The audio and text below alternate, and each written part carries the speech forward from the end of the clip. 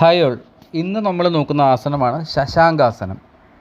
ശശാങ്കം എന്ന വാക്കിനർത്ഥം മുയൽ എന്നാണ്. ഈ ഒരു ആസനത്തിൻ്റെ സ്ഥിതിയിൽ നിന്ന് നിൽക്കുന്ന ഒരു യോഗിയെ കുറച്ച് അകലെ നിന്ന് നോക്കുമ്പോൾ ഒരു മുയലിൻ്റെ ആകൃതിയിലാണ് നമുക്ക് കാണാൻ കഴിയുന്നത്. അതുകൊണ്ടാണ് ഇതിന് ശശാങ്കാസനം എന്ന് പറയുന്നത്. ഇതിൻ്റെ പോസ്റ്റർ വരുന്നത് നമ്മൾ വജ്രാസനത്തിലിരിക്കുക.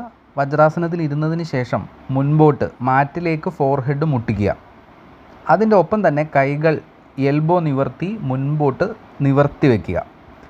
ഈ ഒരു പൊസിഷനിൽ വന്നതിന് ശേഷം ഈ പൊസിഷൻ എടുക്കേണ്ട സമയം നമ്മൾ എപ്പോഴും പറയാറുള്ളത് പോലെ തന്നെ 4-5 ബ്രീത്ത് എടുക്കുക, ഒരാളുടെ കപ്പാസിറ്റി അനുസരിച്ച്. ഇപ്പോൾ കൂടുതൽ സമയം നിങ്ങൾക്ക് നോർമൽ ബ്രീത്ത് എടുക്കാൻ പറ്റുന്നുണ്ടെങ്കിൽ അത്ര നല്ലത്. അല്ല, തുടക്കത്തിൽ നമുക്ക് 1-2 ബ്രീത്ത് എടുക്കാൻ പറ്റുള്ളെങ്കിൽ ആ ഒരു പൊസിഷനിൽ വന്നതിന് ശേഷം 2 ബ്രീത്തോ 3 ബ്രീത്തോ എടുക്കുക. ശേഷം ശ്വാസം എടുത്തുകൊണ്ട് നിവരുക. വീണ്ടും അപ്പോൾ അങ്ങനെ നിവർന്നു കഴിയുമ്പോൾ വജ്രാസനത്തിലേക്ക് വീണ്ടും നമ്മൾ തിരിച്ചു വരുന്ന സമയത്ത് ഒരു പ്രാവശ്യം ഒരു കൗണ്ട് നമ്മൾ ചെയ്തു. രണ്ടാമത്തെ കൗണ്ട് ശ്വാസം വിട്ടുകൊണ്ട് കുനിയുക, കൈകൾ നിവർത്തുക, വീണ്ടും ആ ഒരു ഹോൾഡ് ചെയ്തതിന് ശേഷം ശ്വാസം എടുത്തുകൊണ്ട് നിവരുക.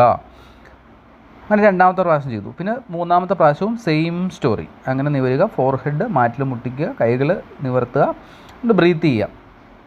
ഈ ആസനം, ഈ ശശാങ്കാസനം ചെയ്യുമ്പോൾ നമ്മൾ ശ്രദ്ധിക്കേണ്ട കാര്യം, നമ്മൾ മുൻപോട്ട് ബെൻഡ് ചെയ്യുമ്പോൾ നമ്മുടെ ഹിപ്പ് ഏരിയ എപ്പോഴും ഉപ്പൂറ്റിയുടെ ഭാഗത്ത് ടച്ച് ചെയ്തിരിക്കണം. അവിടെ ഒരു ഗ്യാപ്പ് ഉണ്ട്. ചിലപ്പോൾ തുടക്ക സമയത്ത് നമുക്ക് അതിന് സാധിക്കണമെന്നില്ല. എന്നാലും നമ്മൾ നിത്യം അഭ്യസിക്കുന്ന സമയത്ത് നമുക്കിത് വളരെ ഈസി ആയിട്ട് തന്നെ ഈ ഒരു പോസ്റ്ററിൽ നമുക്ക് ശശാങ്കാസനം ചെയ്യാൻ പറ്റും.